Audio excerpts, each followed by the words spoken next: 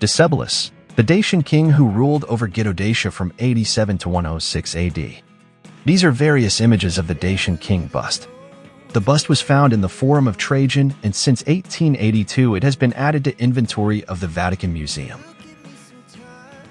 This is the case study image that I have uploaded to CSM AI to obtain the 3D model of the head bust used within this case study comparison between 3D scanning and photogrammetry and 3D generative AI.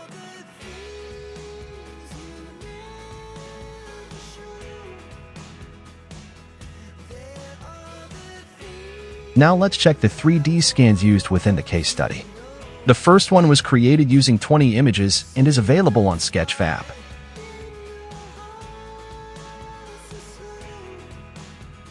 The second one is the 3D scan of the torso of Dacian King Decebalus, located in Braccio and Nuovo room, number 127, inventory number 2214. Place of discovery: it was found in the Forum of Trajan. Since 1882 it is in the Vatican Museum. Material: fine-grain yellow marble. Dimensions: height 0.60 meters. I have imported the case study models within Blender to compare them better. Let me join the 3D scan model within a single mesh.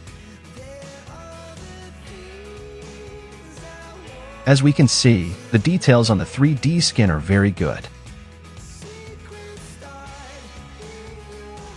If we overlap the AI-generated model over the 3D scan, we can better compare their geometry.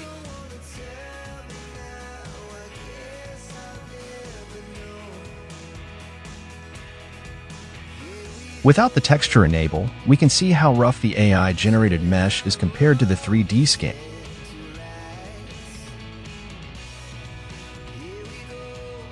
I still find it amazing that an AI tool can create such a good model, only using a single image as input.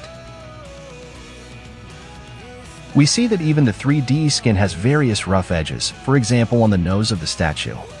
This can be heavily influenced by the scanning technology, laser scanning, structured light scanning, or photogrammetry. Let me know in the comments section what is your opinion regarding generative AI.